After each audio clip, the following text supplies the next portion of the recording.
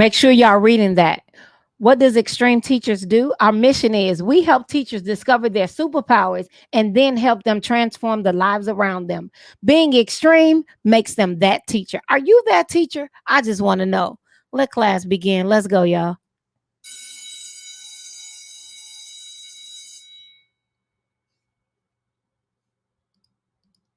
Hey, peeps, what's going on? Welcome to class. Are we ready? Are we ready tonight? Let me get my lesson right. Let me, you walk into class, you got to get your lesson together.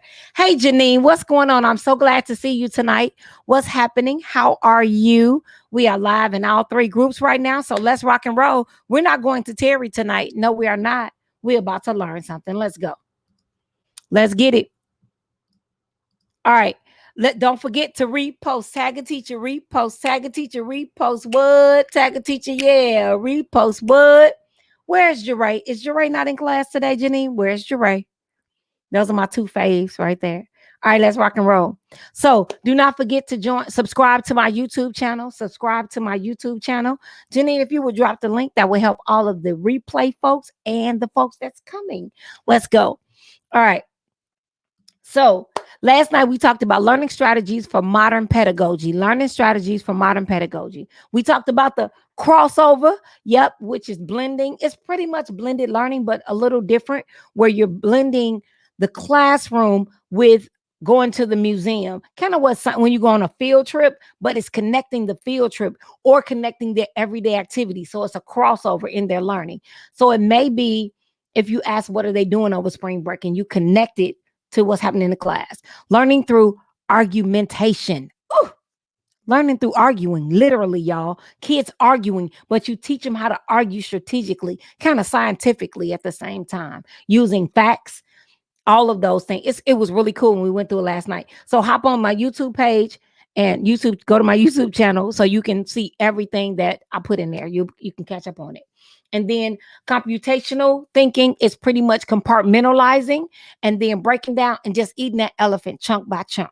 That's what we did last night. So you can go to the YouTube page and you definitely can find out. I keep saying YouTube channel, and you can see all the things we worked on last night. Let's go. So we on part 2. They had some amazing modern pedagogies that I thought was really cool. The learning styles was really cool. So here we go. So remember, this is an excerpt from a report produced by the Open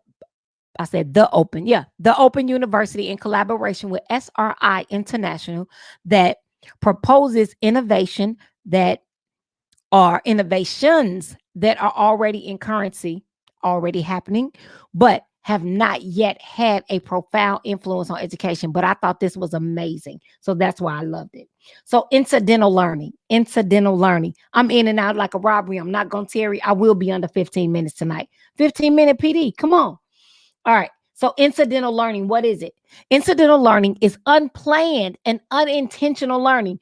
Those aha moments, those moments that you can take advantage of. It may occur while carrying out an activity that is seamlessly unrelated to what you learned, but it's a teachable moment. Those teachable moments that's not really planned, incidental learning. I love it. And then it says early research on this topic dealt with how people learn in their daily routines at their workplaces. So it's school, classroom. A lot of the articles have begun to refer to classroom as their workspace, or because they have a workplace at home. So they're incorporating the virtual topics and conversations. So I love it. So context-based learning. So this is the second one we're talking about. So context, it says, enables us to learn from experiences by interpreting the new information. But come on, use your context clues. Come on. We come to understand its relevance and meaning. So context-based learning, that's simple. We've been doing it for a very long time. Context clues, using all of that. So let's bring that together. We ready? So I told you, we're not doing difficult, we're doing exposure. This was my favorite. Embodied learning. Really? Embodied learning? What is embodied learning, Val? Let's talk about it. So embodied learning involves self-awareness of the body interacting with a real or simulated world to support the learning process. Now, If y'all my age, I'm 53. So if you anywhere in the, I know she look good for 53. Don't calm down. I know she do. But here's the deal. If y'all anywhere near my age, that when y'all learn how to drive a car, what happened? When you learned how to drive a car, right? Driver's ed was a simulation. You got in this big thing and it had a steering wheel and all of the things like you were really driving a car. And on the screen was the road, right? So it was simulated. You embodied the learning. It was simulated. And you would drive. Now driver's ed. Look, y'all. I raised my niece and she was living with me. They made an announcement in the cafeteria and said, everyone who's enrolling in driver's ed, you need to take the rules of the road test before you could start driver's ed. I said, it's not a class before the rules of the road. She was like, no, you just got to take it. So I had to study with her, right? Okay.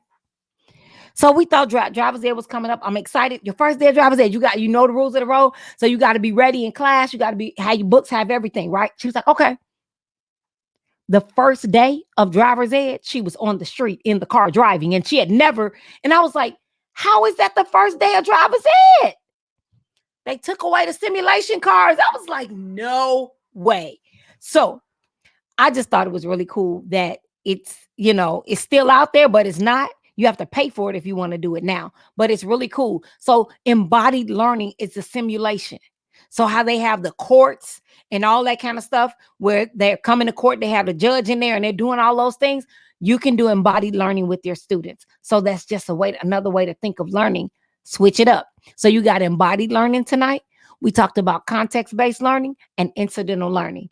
Those are the three things that I wanted us to touch base on. And there's some other awesome ways that we will touch base on this week. And y'all know today is Tuesday, but here's what I want you to realize.